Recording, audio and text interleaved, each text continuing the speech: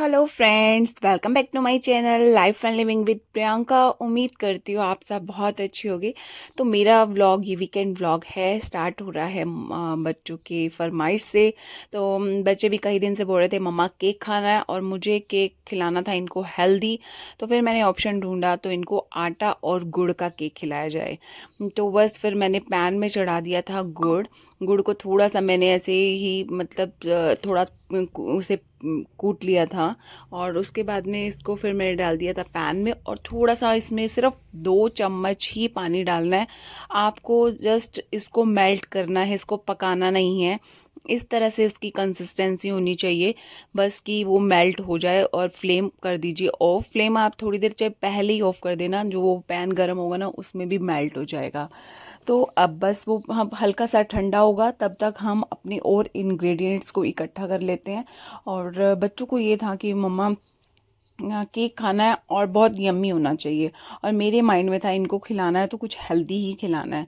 तो मैंने ट्रिक लगाई कि मैं शुगर की जगह गुड़ यूज़ कर लूँ और मैदा की जगह आटा यूज़ कर लूँ। तो इस तरह से बना के मैंने केक बनाया, और यकीन मानो इतना यम्मी केक बना था।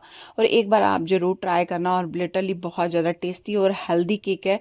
गिल्ट फ्री आप इसे खा सकते हो, हम भी खा सकते हैं, जो डाइट पे हैं वो भी खा सकते हैं, कोई मर्जी कितना ही खा सकते हैं इसे।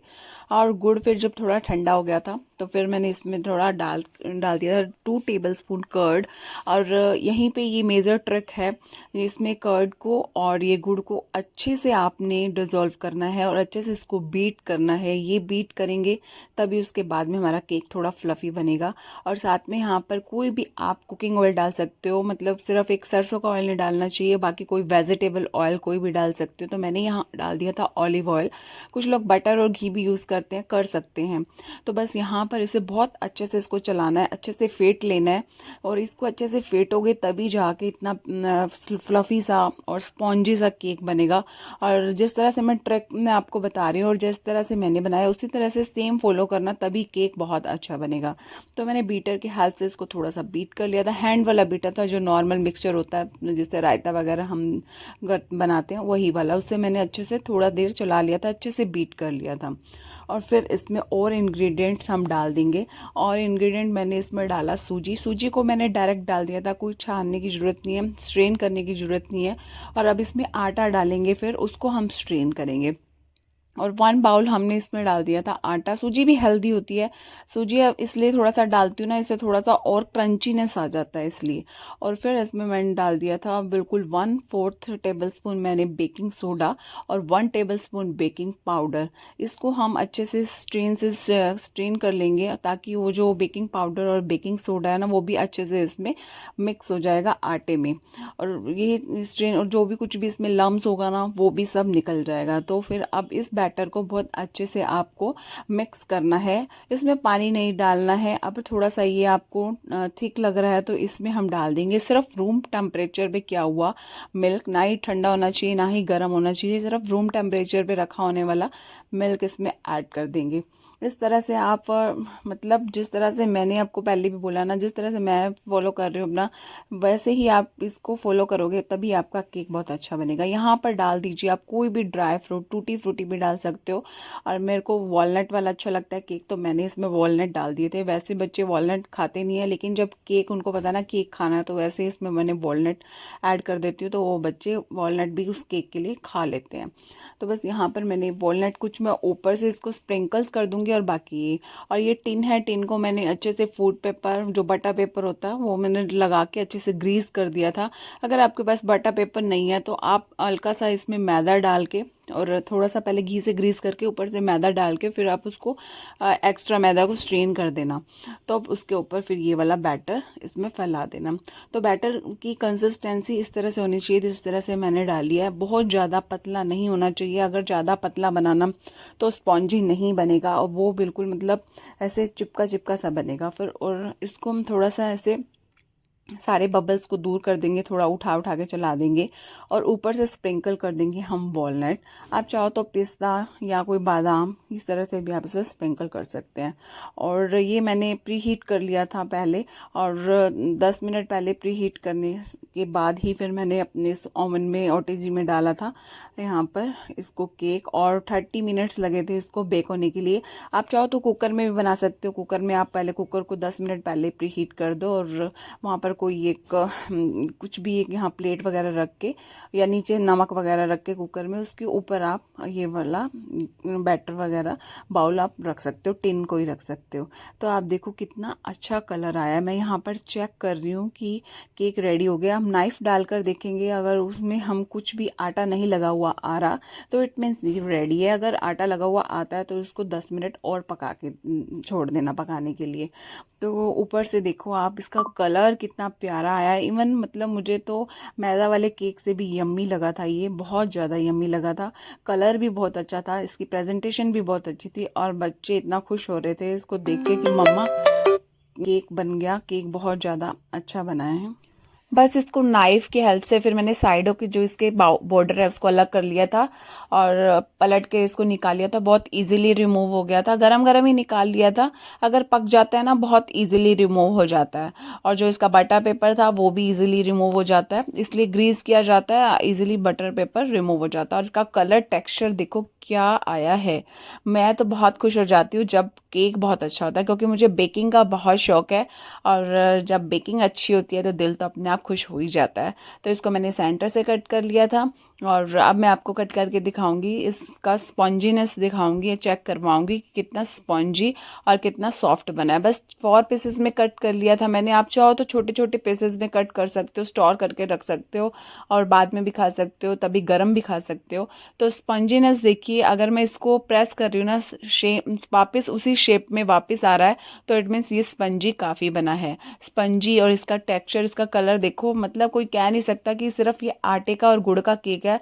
इसको देखकर ऐसे लगता है काफ़ी ज़्यादा इसमें इंग्रेडिएंट्स मिले हुए हैं, जस्ट लाइक कोको पाउडर, या फिर इसमें चॉकलेट का कुछ इस तरह से चॉकलेट जैसा ही केक का इसकी शक्ल भी वैसी आ रही है, लेकिन बहुत ज़्यादा यम्मी। और सिर्फ जो आपके सामने है जो मैंने इंग्रेडिएंट से बनाया है, हेल्दी भी टेस्टी भी, और गिल्ट फ्री खाओ, कितना मर्जी खाओ। डाइट वाले भी खा सकते हैं, बच्चे भी, बूढ़े भी, बड़े भी, जिसको खाना है वो खा सकते हैं, क्योंकि बहुत हेल्दी और टेस्टी केक है। ये रेसिपी ज़रूर ट्राई कीजिएगा, अपनों को ज़रूर खिलाइएगा, बच्चों को, बड़ों को, सबको बहुत पसंद आएगी। तो एक बार ज़रूर ट्राई कीजिएगा। और ऊपर से डाल दिया मैंने इसमें चॉकलेट सिरप, और चॉकलेट सिरप से उसकी जो प्रेजेंटेशन है वो दोगुनी हो गई है। तो बस फिर उसके बाद नेक्स्ट डे का ये मेरा व्लॉग है, शूट हो रहा है, और आफ्टरनून में ही हम लंच वगैरह हम सारा सब सॉर्टेड था, खा के निकले थे। हम पहुंच गए थे ग्रॉसरी स्टोर। तो वैसे 26 जैन चल रही है, काफ़ी ऑफर भी है, लेकिन मेरी ग्रॉसरी भी अभी ख़त्म हो गई थी, तो मैं 2 महीने की ग्रॉसरी इकट्ठी ले लेती हूँ, जैसे कि आपको पता ही है। तो बस ये जो चटपटा कैंडीज़ होती है ना, जैसे कच्ची कैरी होगी, पान वाली, ऑरेंज वाली, इस तरह से कैंडीज़ भी मैंने ले ली थी। और क्योंकि मुझे बहुत पसंद है, खाना खाने के बाद में मैं ये थोड़ी एक आधी कैंडी ले लेती हूँ, बच्चे भी ले लेते हैं, तो थोड़ा सा ना अच्छा हो जाता है टेस्ट। और जो जिस तरह से जैसे दालें वगैरह है, अगर मुझे पैकेट में अच्छी लगती है तो पैकेट में, और खुली वाली भी अच्छी, अगर क्वांटिटी अच्छी हो ना, सॉरी क्वालिटी अच्छी हो ना, तो मैं ले लेती हूँ। ये डिपेंड करता है उसकी क्वालिटी कैसी है। और फिर उसके बाद मैं वेजिटेबल वाले स्टॉक में आ गई थी, और वेजिटेबल्स इतनी फ्रेश लगी थी ना वहाँ पर। और कभी कभी तो वहाँ बहुत ज़्यादा फ्रेश वेजिटेबल होती है, वैसे मोस्टली मैंने देखा ही है रिलायंस में ना फ्रेश वेजिटेबल्स रहती हैं, और रेट भी सब इसके जेन्युइन रहते हैं। इवन ब्रोकली तो इतनी ज़्यादा रिजनेबल रेट पे मिल रही थी कि 35 रुपीज़ केजी ओनली मिल रही थी, जो कि अभी मार्केट में ही हाल फिलहाल में ही मैंने ली थी लास्ट वीकेंड पे, तो वो 80 रुपीज़ केजी थी। तो यहाँ पे मशरूम वगैरह, और जो दूसरे पैकेट में आते हैं ना मशरूम, वो इतने अच्छे नहीं होते हैं जितने कि ये वाले मशरूम अच्छे होते हैं, उससे थोड़े कॉस्टली होते हैं, लेकिन यहाँ पे ठीक रेट पे मिल रहे थे कि मैंने फिर वो भी ले लिए थे। ऑरेंजेस भी यहाँ पर क्वालिटी बहुत अच्छी होती है, मीठे रहते हैं, रस वाले रहते हैं, और ग्रीन वेजिटेबल्स भी काफ़ी अच्छी, काफ़ी स्टॉक में पड़ी थी। लेटस वगैरह है, लेटस हमें और कहीं से नहीं मिलता, मुझे यहीं मिलता है। और करी पत्ता का भी मैं यहाँ से बंच उठाकर ले जाती हूँ, जो काफ़ी चीज़ों में मेरा डलता है करी पत्ता। इवन इसका मैंने ऑयल भी बना हुआ है, तो भी मैं आपके साथ में वो भी शेयर करूँगी। और ये जो बर्तन है ना, इनके ऊपर भी काफ़ी डिस्काउंट था, बाय वन गेट वन था। आप प्लेट्स वगैरह यहाँ से लेके जा सकते हो। रिलायंस में वैसे कहीं पे भी आसपास भी आपके रिलायंस होगा, इस तरह का सेम ही ऑफर रहता है, थोड़ा बहुत ऊपर नीचे हो सकता है, वैसे ज़्यादातर ऑफर सेम ही रहते हैं। और 26 जनवरी को तो आने ही वाली है, तो उससे पहले अभी काफ़ी ऑनलाइन भी ऑफलाइन भी सब जगह ऑफर्स ही चलेंगे। तो और ये क्रॉकरी मैं आपको दिखा रही हूँ, ये क्रॉकरी भी काफ़ी रिजनेबल रेट पे मिल रही थी, बाय वन गेट वन पे।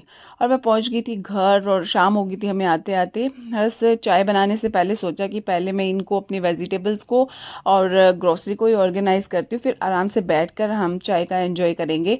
और क्योंकि ये चीज़ मेरे साथ नहीं, सबके साथ ही है। अगर हमने साथ के साथ कोई भी चीज़ ऑर्गेनाइज कर दी, इवन ग्रोसरी का, वेजिटेबल का, तो है ठीक। अदरवाइज वो 1 वीक के अंदर अंदर 2-3 डेज में कभी भी वो हमारा वो बैग वहीं का वहीं पड़ा रह जाएगा, और कब निकालेंगे कब करेंगे, आज नहीं कल, कल नहीं कल, वो होता ही रहता है। इसलिए मतलब साथ के साथ उसको ऑर्गेनाइज कर दिया जाए ना, तो वो इजिली मैनेजेबल हो जाता है। तो इस तरह से मैंने छोटी छोटी बास्केट ली हुई है, और उसमें फटाफट से मैं डाल के रख देती हूँ, पहले ही वॉश करके रखी हुई होती हैं। और गाजर का रंग देखो कितना रेड रेड है। और ये वाले टमाटो ना मुझे लोकल मार्केट में नहीं मिल रहे थे, तो इसलिए वहाँ पे स्टोर से लेकर आई हूँ। क्योंकि ये सैलेड वाले टमाटो होते हैं, वो वाले टमाटर ना गोल गोल रस वाले ज़्यादा होते हैं, वो वेजिटेबल सब्जी बनाने के लिए अच्छे होते हैं, सैलेड के लिए, सूप के लिए अच्छे नहीं होते हैं। और पेंसिल मटर भी यहाँ पर देखो कितनी ग्रीन है, लंबी लंबी है, तो इस तरह से मैंने यहाँ वहाँ से ले ली थी। अदरवाइज मार्केट में इतनी ज़्यादा, क्योंकि वो मिक्स मिक्स करके मिलती है ना, तो वो मिक्स वाली इतनी ज़्यादा मुझे अच्छी नहीं लगती है। यहाँ पर तो आप अपनी तरह से सेलेक्टेड भी ले सकते हो, कोई मना नहीं करता है। तो बस यहाँ जो छोटे छोटे जो ये मेरे ऑर्गेनाइज़र बने हुए हैं, उसमें मैंने फटाफट से अपनी ये सब्जी डाल दी, और डाल के मैंने इसको फ्रिज में लगा दी थी। और कुछ ऑरेंजेस तो बच्चों ने आते ही खा लिए थे, और कुछ का मैंने जूस बना दिया था। और ये वाले मशरूम भी अभी बस हाल फिलहाल में जल्दी बनाने पड़ेंगे, क्योंकि जल्दी से ख़राब हो जाते हैं। बस यहाँ पर जब वेजिटेबल लगाने के बाद में मैंने निकाले उस बैग में से जो ग्रोसरी जो लेकर आई थी, ग्रोसरी का सारा सामान निकाला। और ग्रोसरी फ्रेंड्स ये भी इस तरह से ही है कि मैंने ना इनकी अलग अलग बास्केट बनाई हुई है। अगर आपको टाइम नहीं भी है तो झट से आप उसको बास्केट में डाल के रख सकते हो। कंटेनर में अगर आपको डालने का टाइम नहीं है, तो वो जिस तरह से जो ऑर्गेनाइजर मैं अभी आपको दिखाऊंगी, और जो मेरे पहले व्यूअर्स हैं उनको पता ही है कि मैं ऑर्गेनाइजर में रखती हूँ, और न्यू है तो अब आप देखना कि ऑर्गेनाइजर में डालना, फटाफट से अपनी ग्रोसरी को मैनेज करना कितना ईजी हो जाता है। तो मैंने अपनी ग्रोसरी को फटाफट से इस तरह से ईजीली ऑर्गेनाइज कर लिया था। जो मतलब सेग्रीगेट कर लेती हूँ मैं पोर्शन दालों का, दालें, बेसन, आटा, सूजी, इनको अलग कर लेती हूँ, और जो बच्चों का स्नैक्स होता है वो अलग कर लेती हूँ। तो ये अलग अलग बास्केट में डाल के रखती हूँ, तो वो थोड़ी सी मुझे भी उठाना ईजिली हो जाता है, और मुझे स्टॉक में चेक करना भी ईजी हो जाता है मेरे पास में क्या क्या अवेलेबल है। तो बस ये इस तरह की बास्केट्स हैं, और भी आगे दिखाऊंगी। तो ये जो एक्स्ट्रा अभी पोहा है, बेसन है, सूजी है, जो मेरे पास अभी कंटेनर में हाल फिलहाल रखा हुआ है, तो वो पहले यूज़ होगा, उसके बाद ही ये वाले यूज़ होंगे। तो इसलिए पहले मैं अपने उस कंटेनर वालों को यूज़ करके बाद में इसमें से निकाल लूँगी।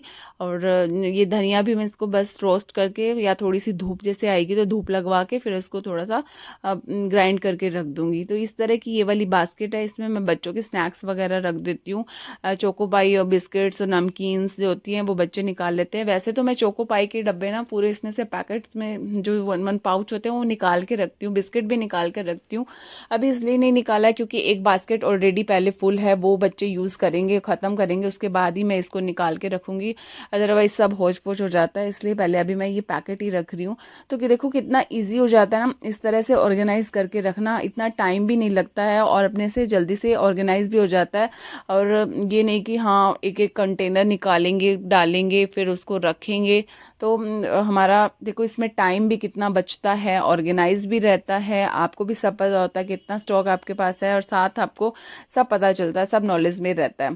तो इस तरह से ऑर्गेनाइजर ज़रूर रखिएगा, मैं तो आपको फ्रेंड्स बार बार सजेस्ट करती हूँ अपने घर में, और अपने पेंट्री में ये ज़रूर डाल के रखिएगा, इससे सब इजी हो जाता है। और ये जो फिर मेरी एक एक्स्ट्रा बास्केट थी, इसमें मैंने जैसे टी हो गया, शुगर हो गया और घी हो गया, ये वाली चीज़ें मैंने एक्स्ट्रा वो रख ली थी।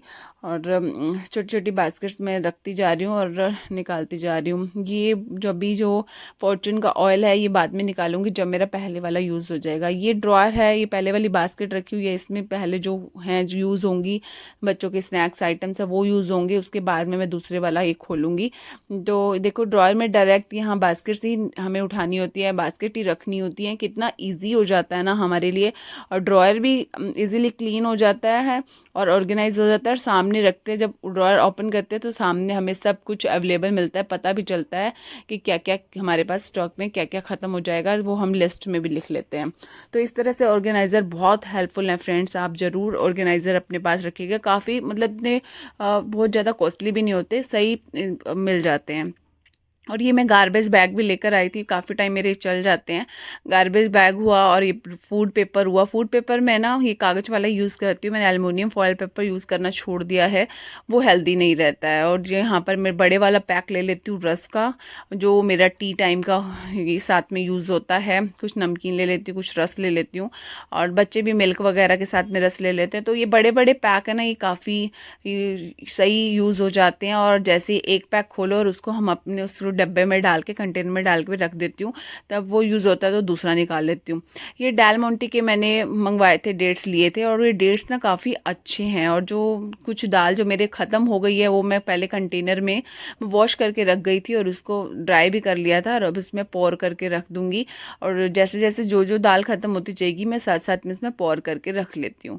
और ये जो मैं आपको बता रही थी डेट्स मैंने डेल मोंटे के लिए हैं, इसका मैं आपको पहले बताई थी, रिव्यू बताऊँगी। काफ़ी अच्छे डेट्स हैं, क्योंकि इसमें जो मतलब जैसे होता है ना चिपकी चिपकी स्टिकी स्टिकी, इस तरह के कोई डेट्स नहीं है। ये ड्राई ड्राई डेट्स हैं और काफ़ी अच्छे हैं खाने में, मुझे तो बहुत ज़्यादा टेस्टी लगे थे ये वाले। और मुझे तो अच्छे ही यही लगते हैं कि जैसे चिपकते नहीं है, नहीं हाथ ख़राब होते हैं, और बच्चे भी आराम से अच्छे से खा लेते हैं। अदरवाइज़ वो वाले मुझे बहुत ज़्यादा, उसमें मीठा भी बहुत ज़्यादा लगता है। ये ठीक है, नेचुरल है और अच्छे हैं। और कंटेनर में डाल के इसलिए रख देती हूँ कि बच्चे भी इसको अच्छे से उठा के खा सकें, नहीं तो पैकेट में वो बंद करना, जिपलॉक वाला होता है ना, कुछ खाते हैं तो वो जिपलॉक वाला खुला का खुला ही रह जाता है। तो बस ये भी धीरे धीरे मेरी सारी ग्रोसरी भी ऑर्गेनाइज हो गई है। मैंने सब पेंट्री में इसको बास्केट्स वगैरह डाल के रख दी थी, ऊपर नीचे जो भी मेरी पेंट्री बनी हुई है। और जो जो मुझे कंटेनर में डालने थे वो मैंने कंटेनर में डाल के रख दिए हैं। तो ग्रोसरी भी ऑलमोस्ट मेरी हो गई है ऑर्गेनाइज। और ये बड़े बड़े मैंने ना जो डिश वॉशर हैं, ये लिक्विड है, ये मैं ले लेती हूँ। और जो कपड़े धोने का लिक्विड है वो भी, ये भी सारी चीज़ें ना मैं इसको एक बॉटल में डाल के रख लेती हूँ। डायरेक्ट मैं पैकेट से नहीं यूज़ करती हूँ, और ये वाला मुझे काफ़ी लंबे टाइम तक चल जाता है। कपड़े धोने वाला भी है और ये विम वाला भी है। तो इस बॉटल में डाल के मैं इसको रख लूँगी, ईजिली यूज़ हो जाता है, जितने जैसे जैसे चाहिए होता है। काफ़ी टाइम, लंबा टाइम चल जाता है, आपको ये सबको पता ही है, इसकी तो लाइफ ठीक रहती है। बस अब मैं एंजॉय करती हूँ अपनी चाय बना दी है मैंने, और मेरे हस्बैंड और मैं हम एंजॉय करेंगे चाय। और फ्रेंड्स, मैं अपने व्लॉग को यहीं एंड कर रही हूँ, मिलेंगे नेक्स्ट व्लॉग में नेक्स्ट एक्टिविटी के साथ। तब तक आप अपना खूब सारा ख्याल रखिएगा। Bye bye friends. और हाँ फ्रेंड्स, मेरे चैनल को लाइक शेयर और सब्सक्राइब करना मत भूलिएगा। और हाँ फ्रेंड्स, जो नए हैं मेरे व्यूअर्स, वो इस चैनल को प्लीज़ सब्सक्राइब करके जाइएगा, ताकि उनको एक नोटिफिकेशन एवरीडे आता रहेगा। Bye bye, lots of fun. हम एंजॉय करते हैं अपनी संडे की इवनिंग की चाय।